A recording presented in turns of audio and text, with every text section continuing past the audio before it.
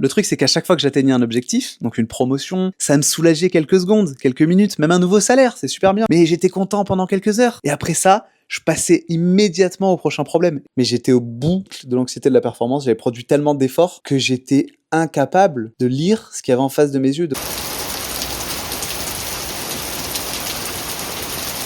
Je suis de retour aujourd'hui pour parler d'anxiété de la performance. Vous savez, cette anxiété qui fait que je fais des vidéos où j'ai envie d'avoir des likes, des commentaires, avoir tous ces trucs-là, parce que si j'ai pas une croissance avec ma chaîne YouTube, ça veut dire que je suis une merde et que je peux les finir dans une poubelle parce que personne m'aime et que je n'ai aucune valeur et que tout est fini. C'est ça, l'anxiété de la performance. Mais on va en parler de façon plus globale et je vais d'abord raconter... D'abord, c'était bizarre. Je vais tout d'abord commencer par raconter une histoire, l'histoire de la promotion que je n'ai pas eue au travail et qui m'a fait faire un ouf de soulagement à tel point que il s'est passé un truc de dingue juste après que ma manager m'ait dit que je n'allais pas être promu. C'est quoi cette histoire? Donc le jour où j'ai appris que je n'allais pas avoir la promotion que j'attendais, parce qu'en fait, pourquoi je travaille à fond? Pour plaire à ma direction. Et pourquoi tu veux plaire à ta direction? Bah parce que tu veux booster ton ego. Et la récompense de plaire à sa direction, c'est un plus gros salaire, une promotion, ce genre de truc. Bah moi, ce jour-là, quand elle m'a dit, ma manager, que je n'allais pas être promu, j'ai fermé la caméra, j'ai éteint mon ordi et j'ai pleuré. Et j'ai pleuré non pas parce que j'étais déçu, j'ai pleuré de soulagement, un grand ouf de soulagement. En fait, j'avais passé des mois, voire des années à espérer quelque chose. Ça faisait 10 ans que je rêvais d'être très haut placé dans une entreprise américaine. J'avais tout ça. Et j'aurais pu être encore plus haut placé. Et là, j'ai pleuré, j'étais d'un ouf de soulagement. Ça veut dire que j'ai travaillé des années pour un truc qu'une partie de moi finalement redoutait. Et le plus absurde, c'est que cette promotion, ça aurait pas été la première. Hein. En 7 ans dans ma compagnie, j'ai été promu 7 fois. C'est-à-dire que j'étais promu tous les ans. J'étais parti d'un poste de commercial relativement junior à appeler des restaurants toute la journée pour finir à manager une équipe de 15 personnes, gérer 1,6 milliard de chiffre d'affaires. Donc vraiment, j'avais quand même... voilà quoi, j'étais haut placé. Sur le papier, sur LinkedIn, surtout sur LinkedIn, j'avais extrêmement bien réussi. Mais ce qui est étrange, et ce que j'ai remarqué au fil des promotions, c'est qu'à chaque fois que j'avais une promotion, je me sentais pas meilleur, j'avais pas plus confiance en moi. C'est comme si j'avais l'impression que quelqu'un avait commis une erreur en me faisant monter, que ma direction avait commis une erreur en me faisant monter, qui s'en était pas rendu compte, et donc je travaillais 2 fois plus pour pas qu'il découvre la supercherie. Alors ce matin-là, où j'ai pas été promu, on m'a dit que j'allais pas avoir mon nouveau titre, il y a eu quelque chose en moi qui s'est enfin relâché en mode je vais pas avoir encore besoin de prouver qu'ils ont pas fait une erreur. Ce matin-là, c'était mon dernier jour de travail, c'était fin février 2026, c'était mon dernier jour de travail avant que je parte en burn-out et épuisement professionnel pour le restant de l'année en fait. Parce que là on est en août et je suis toujours en arrêt de travail sous antidépresseur. Et tu vois, sur le coup, je me suis dit que c'était peut-être le travail le problème et qu'il fallait que j'enlève le travail. Mais le travail, c'était pas l'unique problème. Parce que mon anxiété de la performance, elle est revenue. Et elle est revenue ailleurs. Je pensais qu'en retirant les meetings, en retirant les objectifs, les KPIs, les promotions, ma direction, je pensais que mon cerveau finirait par comprendre qu'il n'y a plus rien à prouver. Mais en fait, ce que je me suis rendu compte, c'est que mon anxiété de la performance, elle venait pas juste du travail. Parce que lorsque le travail a disparu, mon anxiété de la performance, elle est restée. Et même, elle est revenue forte sur d'autres sujets. Mais au lieu de voir mes KPI au travail, elle a compté mes kilomètres, elle a compté mon rythme cardiaque, ma VO2 max, mon volume d'entraînement, le nombre d'heures que je passais au sport toute la semaine. Et c'est là que j'ai compris quelque chose d'assez inquiétant en fait. J'ai compris que le travail, effectivement, c'était toxique. Mais le travail, c'est pas juste lui qui m'a donné cette anxiété de la performance. Le travail, c'était juste une conséquence d'une anxiété de la performance qui doit remonter à bien longtemps et qui était ancrée en moi. Et au travail, ça a fait juste que exploser cette partie de moi qui voulait toujours prouver que j'avais de la valeur dans l'entreprise. Peut-être que si on revient un peu plus longtemps dans ma vie, mais aussi dans la vie en fait de tout le monde, en fait de beaucoup de gens en tout cas, pour surtout les gens qui regardent mes vidéos, je pense qu'on a tous des vies à peu près semblables. Le premier endroit où on veut performer, le premier endroit où on a appris à associer performance et sécurité, c'est à l'école. Il y a personne qui, à l'école, m'a dit « Marvin, si t'as pas 18, tu mérites pas d'être aimé, et t'es une merde, t'es minable ». Je pense pas qu'il y ait eu ça dans mon enfance, ou en tout cas, j'ai peut-être oublié. Je pense que l'anxiété de la performance à l'école, c'est ancré en moi de façon beaucoup plus banale. En fait, à l'école, il y a des mesures pour tout. Quand tu as une bonne réponse, t'as une croix verte, une mauvaise réponse, t'as une croix rouge. T'as une note, t'as une moyenne, t'as un classement. Moi, je me souviens qu'à l'école, à chaque fois, on me disait, t'es premier, t'es deuxième. Quand j'étais premier, j'étais extrêmement mal à l'idée de rester premier, parce que j'avais l'impression, là aussi, que c'était une imposture, que je méritais pas ma première place à l'école. Donc, je me détruisais la santé à l'école pour rester premier. Et en fait, quand je redevenais deuxième, limite, ça m'enlevait un peu de la pression sur les épaules. Parce que bah, deuxième, c'est pas la folie non plus, quoi. T'as pas envie de rester deuxième. Enfin, t'as pas de pression pour rester deuxième. Quand t'es premier, par contre, t'as la pression de toujours montrer, de toujours prouver un peu plus. Toujours avant un contrôle ou avant un examen, tu sais, quelques heures avant ou le soir d'avant, je commençais à aller à fond, à réviser à fond, à lire toutes les pages, bref, à tout faire pour avoir la meilleure note possible. Et c'est ça qui renforce encore plus l'anxiété, parce que l'anxiété, c'est ça qui permet de te préparer à cet examen. Elle te fait revérifier, revérifier, recommencer, etc., etc. Puis le résultat tombe, le résultat de l'examen. Et si tu as une bonne note, les adultes vont te dire c'est bien, bravo, ils vont te récompenser, ils vont appeler ça du sérieux, de la discipline, ou ils vont te dire que tu as beaucoup de potentiel. Donc ce cycle, cette boucle de l'anxiété, de la performance, va être renforcé à chaque nouvel examen et à chaque fois que tu te mets dans une situation pas possible pour avoir une bonne note. J'ai écrit l'inquiétude produit l'effort produit des résultats et les résultats produisent du soulagement. Et ce soulagement fait que ton cerveau te dit ah, ben cette inquiétude à la base t'a permis d'avoir ça. Tu fais un peu un rapport cause-conséquence. Le problème c'est que le soulagement, il dure beaucoup moins longtemps et il est beaucoup moins fort que toute l'inquiétude qui va revenir pour préparer le prochain examen, pour rester à la première place dans le classement. Et puis finalement, j'ai fait ça aussi au foot. Au foot, je me souviens, on m'avait donné le brassard de capitaine, ça m'avait mis la pression, j'étais pas bien, j'étais ultra stressé à l'idée d'aller jouer un match de foot, puis je voulais plaire à mes coachs, je voulais plaire aux spectateurs qui me regardaient. Les spectateurs, c'était qui Il n'y avait pas les recruteurs de l'Olympique de Marseille, hein. C'était mes parents, c'était les parents des autres joueurs. Je voulais être performant avec eux, et donc toute cette anxiété de la performance en fait est présente, je pense, depuis que je suis à l'école. Puis après le foot se termine, l'école se termine, mais on nous apprend jamais à cesser de vivre comme un candidat de notre propre vie. Et donc c'est comme si l'examen, bah, il continuait toute ta vie, sauf que ça change complètement de sujet avec les années et notamment avec la carrière qui arrive. L'examen, c'est être bon au travail, rendre une bonne présentation, plaire à son manager, que à la revue de fin d'année ou à la revue de 6 mois, bah, t'aies des louanges de la part de ton manager ou de ta manager. C'est ça le nouvel examen que tu découvres avec le temps. Et le monde professionnel a justement adoré cette version de moi. Je pense qu'une des raisons pour lesquelles je suis monté aussi haut, aussi vite en entreprise, c'est parce que bah, avant une présentation, j'étais au four et au moulin. Je pouvais travailler la nuit, le soir. Pour le coup, je travaillais plus qu'à l'école. Je me mettais à fond, je regardais les slides, je les réécrivais, je regardais les fautes d'orthographe, je me reposais des questions pour être sûr que tout allait bien, je reprenais depuis le début, je me déchirais à la tâche pour pouvoir faire la meilleure chose possible, pour pouvoir montrer la meilleure version possible de mon travail à mes clients ou à ma manager. Je me rappelle même que dans un voyage en avion pour le Japon, il y a 1 an et demi, on avait 12 heures de vol, j'ai travaillé pendant 6 heures. Alors je partais en vacances, hein, mais je travaillais pendant 6 heures pour être sûr que mon document de transition pendant les vacances soit bien et que ma manager soit contente. Et ça se passait très bien. Le truc, c'est qu'à chaque fois que j'atteignais un objectif, donc une promotion, atteindre un indicateur de performance, ça me soulageait quelques secondes, quelques minutes, même un nouveau salaire, c'est super bien, je gagnais bien ma vie. Mais j'étais content pendant quelques heures. Et après ça, je passais immédiatement au prochain problème. Et de l'extérieur, même pour mon management et pour toutes les personnes qui savaient pas trop ce qui se passait dans ma tête, bah, c'était de l'ambition. C'était du sérieux. C'était de la conscience professionnelle. C'était comme ça qu'ils appelaient un peu mon comportement au travail. Et en vrai, c'était quand même pratique. Je vais pas réécrire l'histoire. Ce qui s'est passé, c'était trop cool. J'ai progressé, j'ai aimé ça, j'ai appris plein de choses, j'ai managé énormément de monde, j'ai géré beaucoup d'argent, j'ai discuté avec des équipes légales, des équipes financières, j'ai fait plein de trucs.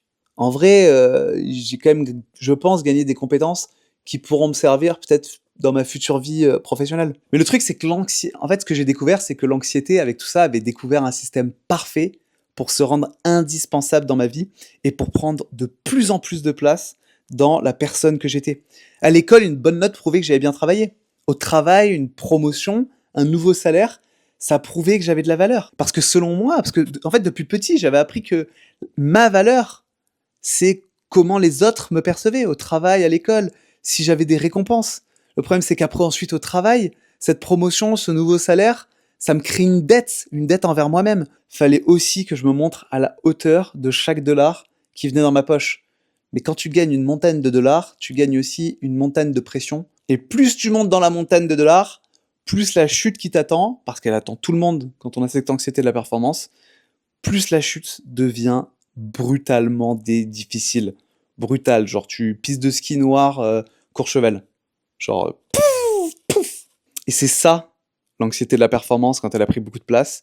Elle produit exactement les résultats qui semblent confirmer qu'on a besoin d'elle, parce qu'elle se nourrit d'elle-même. Tu travailles sous pression, tu réussis, et donc tu fais la conclusion assez simple que c'est grâce à ça que tu as réussi, donc que la pression t'a fait réussir. Mais tu vois pas toutes les fois où cette anxiété de la performance t'a empêché de dormir, t'as créé des problèmes de santé physique, t'as créé des problèmes de santé mentale, t'as empêché de profiter avec les gens que t'aimes, t'as éloigné de plus en plus de tes valeurs profondes, de ce qui te fait vibrer. Parce que elle prend tout, l'anxiété de la performance. Cette anxiété-là, elle te prend tout, elle t'enlève tout ce qui est proche de toi, elle t'enlève tout ce pour quoi tu vis. Et comme je disais, pendant des années, tout le monde, moi compris, a peut-être appelé cette anxiété ambition. Mais à un moment, cette ambition, elle a cessé d'être rentable. J'ai commencé à pleurer beaucoup trop, faire des crises d'angoisse à ne plus pouvoir sortir de mon lit.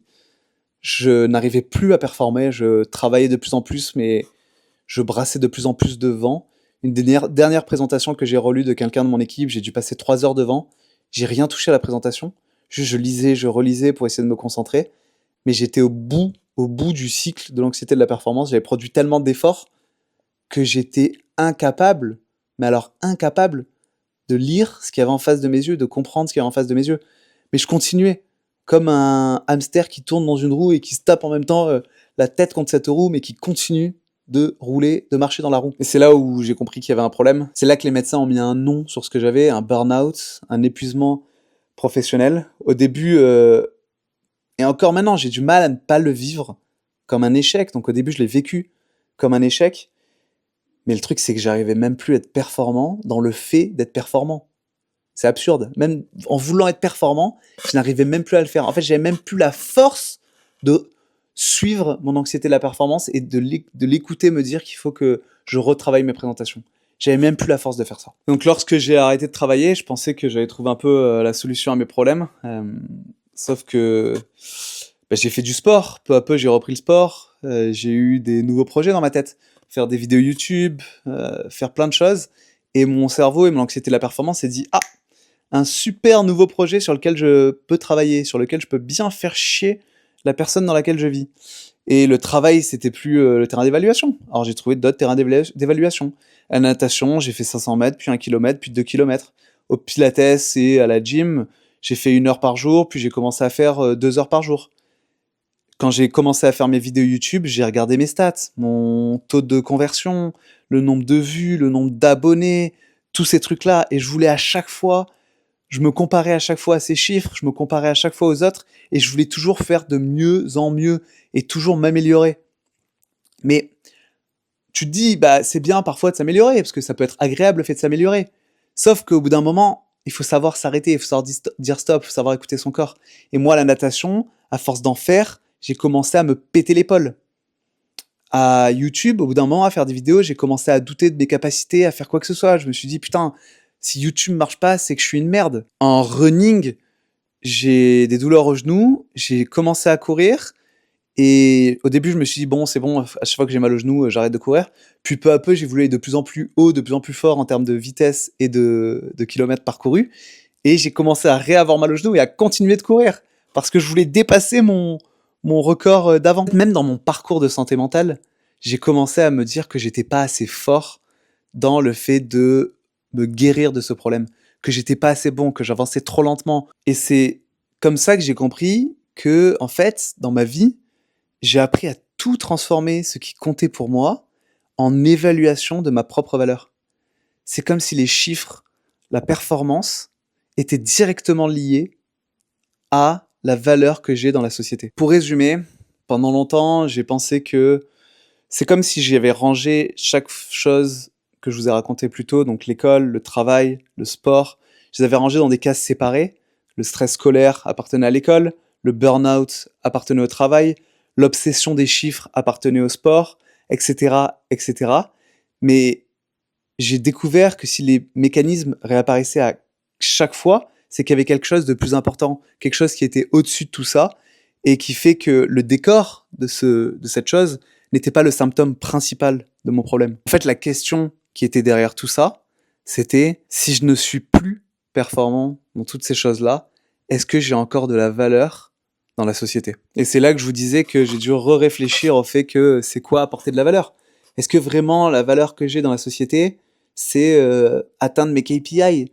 Est-ce que c'est vraiment faire 2 kilomètres de natation? Est-ce que vraiment c'est comme ça que je dois mesurer ma valeur? Est-ce que finalement je dois pas mesurer ma valeur au plaisir que j'ai donné aux gens que j'aime? Juste au fait d'aller bien? Au fait de me concentrer dans l'instant présent? Ou peut-être qu'on s'en fout de réfléchir à la valeur qu'on a en société? Peut-être que c'est même pas une question qu'on devrait se poser, on devrait juste vivre dans l'instant présent en ne se posant pas la question de qu'est-ce que cela apporte à quelqu'un ou qu'est-ce que cela apporte au monde. Peut-être qu'on devrait essayer de vivre le plus possible dans l'instant présent sans se poser plus de questions que ça pour éliminer cette anxiété de la performance. Mais le problème, c'est que j'ai l'impression que tout, mais alors tout dans la société, est performatif. Là, j'ai même vu en courant, et ça j'ai refusé de le faire, qu'il y a Strava dans le domaine du running, et c'est une application pour montrer tes chiffres et les faire apparaître sur les réseaux sociaux, pour le dire à tes potes, même pour le dire à des gens que tu connais pas. Comme si ta valeur, c'était les chiffres que tu avais fait dans ton dernier run. Quand tu manges, il y a même le nombre de protéines que tu es en train de boire. Même la nourriture est devenue performative. Et j'aimerais bien vous dire que j'ai réglé ce problème de l'anxiété de la performance, mais c'est pas du tout le cas. Elle est vraiment présente tout autour de moi. Elle est présente depuis très jeune. Donc c'est extrêmement difficile de l'enlever. Moi, je suis pas guéri de cette anxiété de la performance. Je commence surtout maintenant à reconnaître le moment où elle arrive et je commence à voir qu'elle change de costume. Que cette anxiété de la performance est présente partout et j'arrive à voir les premiers signes qui m'emmènent dans l'anxiété de la performance. Typiquement aujourd'hui, j'ai fait 1 heure et demie de sport. Ensuite, je me suis dit, putain, faut que j'aille au Pilates. Parce que si je vais au Pilates, je serai bien à mes 2 heures de sport. Et d'ici la fin de la semaine, j'atteindrai 12 heures de sport. J'ai commencé à faire des calculs. Et c'est ces calculs qui m'ont fait dire, oula, attends, si c'est des calculs qui font que tu vas au sport, tu devrais peut-être pas y aller. Et j'ai eu le courage de ne pas y aller aujourd'hui à la place de tourner une vidéo. Une vidéo sur laquelle je vais sûrement stresser des chiffres et de savoir si j'ai bien parlé, de savoir si j'ai pas trop regardé mes notes, etc. Mais au moins, je me suis amélioré sur à voir et accepter le fait que je n'irai pas au Pilates parce que c'est mon anxiété de la performance qui parle. J'ai appris à reconnaître cette petite voix qui me parle. Vous allez vous dire qu'il a plusieurs voix dans sa tête, non, vous comprenez ce que je veux dire. Et je veux pas non plus abandonner toute ambition. L'ambition, ça fait quand même du bien. Et puis l'anxiété de la performance permet justement de se bouger les fesses parfois, de faire des choses. Le problème, c'est pas ça. Et le problème, c'est pas non plus d'avoir des objectifs. Le problème, c'est pas non plus de vouloir progresser, d'être fier des résultats. C'est quand même agréable, toutes ces choses-là.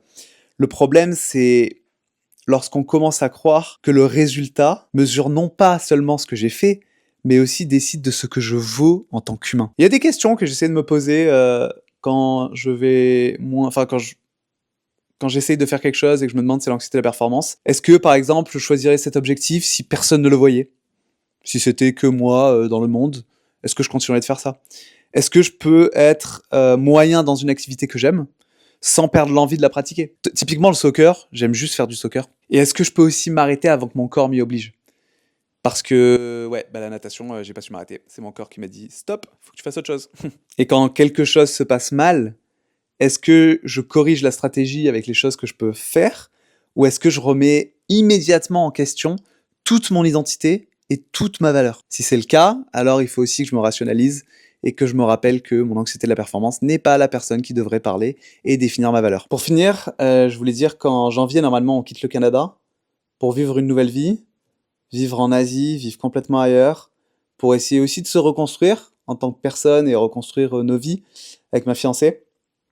Mais ce qui m'inquiète aujourd'hui, c'est pas forcément d'échouer dans cette nouvelle vie, c'est de reconstruire exactement la même prison que j'essaye de quitter, sauf que je l'aurais reconstruit dans un décor un peu plus ensoleillé, avec de plus grandes chaleurs et sans neige. Mais vraiment, j'ai peur qu'on peut quitter un emploi, on peut quitter une école, on peut quitter un sport, on peut quitter un pays, on peut traverser la planète, on peut changer tout ce qui se trouve autour de soi, c'est assez facile finalement. Mais le problème, c'est que si on emmène l'examinateur dans les bagages, chaque nouvelle vie finira par redevenir exactement comme l'ancienne. Chaque nouvelle vie finira par redevenir une salle d'examen. Et mon challenge, c'est d'essayer de comprendre qui je suis, lorsqu'il n'y a plus rien à réussir, à l'école, au travail, dans le sport, en amour.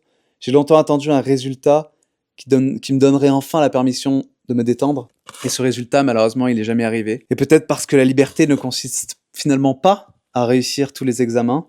Peut-être que la liberté, elle commence le jour où l'on comprend que l'on n'était pas obligé d'être candidat à tous ces examens. Et si la réponse à la question « Qui suis-je quand je ne performe pas ?» n'est pas particulièrement impressionnante, bah c'est peut-être justement un premier bon signe pour ma nouvelle vie.